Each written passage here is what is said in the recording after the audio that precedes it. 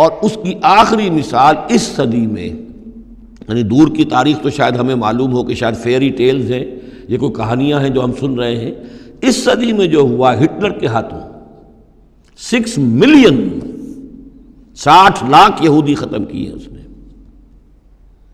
پورا مشرقی یورپ کا یہودی جو ہے کھینچ کھینچ کر وہاں سے پکڑ پکڑ کر، جہاں تک ہٹلر کی حکومت بنی تھی، جہاں تک اس کی جو گئے تھے فتوحات کا دائرہ، وہاں سے یہودیوں کو کھینچ کھینچ کر کنسنٹریشن کیمپس میں لایا گیا۔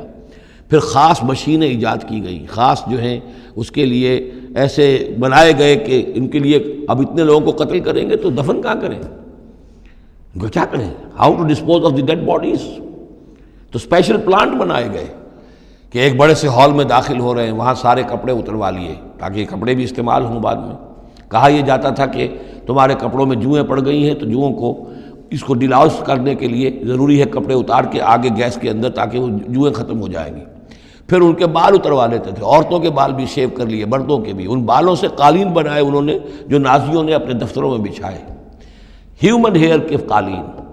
پھر ان کو لے جا کر ایک گیس چیمبر کے اندر کے سب مر گئے۔ پھر اب وہ بڑے بڑے پٹے جیسے چلتے ہیں مشینیں، بڑے بڑی فیکٹریز کے اندر وہ پٹوں کے اوپر لاشیں چل رہی ہیں، پھر ان کا چورا ہو رہا ہے، جیسے کہ کہیں جو ہے وہ گھاس کاٹا جا رہا ہو یا کوئی اور چارہ جو ہے وہ کترا جا رہا ہو۔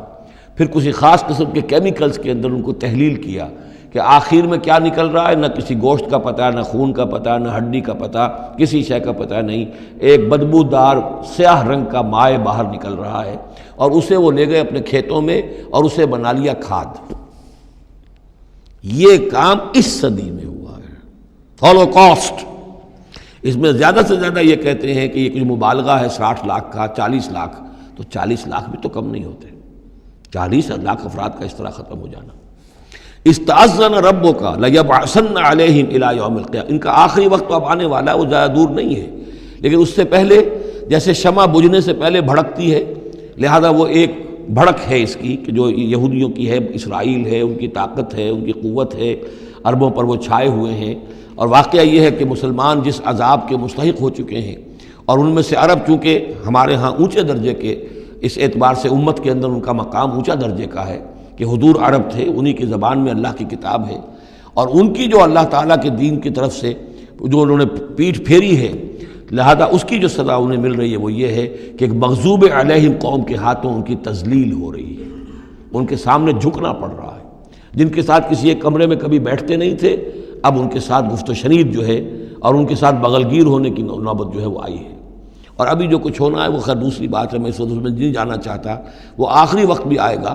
کہ پھر جو ہے حضرت مسیح علیہ السلام بھی نازل ہوں گے، اور وہی چونکہ ان کی طرف رسول تھے، رسول اللہ بنی اسرائیل، تو آخری وہ عذاب ہلاکت کہ جو باقی 6 قوموں کا تو آ چکا، حضرت نوح علیہ السلام، حضرت نوح کے سامنے بیٹا جو ہے وہ غرق ہوا کہ نہیں ہوا، حضرت ہود، حضرت صالح، ان سب کے سامنے جو ہے ان کی قومیں ہلاک ہوئیں، تو اب حضرت مسیح کو اٹھا لیا گیا تھا، وہی آئیں گے اور انہی کے ہاتھوں یہ اپنے کیفر کردار کو پہنچیں گے اور ان کا ایک ایک بچہ ختم ہوگا۔ لیکن اس سے پہلے ان کے ہاتھوں مسلمانوں پر اللہ کے عذاب کے بڑے کوڑے برسیں گے۔ To add insult to injury, کہ ایک یہودی قوم کے ہاتھوں، مغضوب علیہم قوم کے ہاتھوں پٹائی ہوگی، اور جو ہو رہی ہے،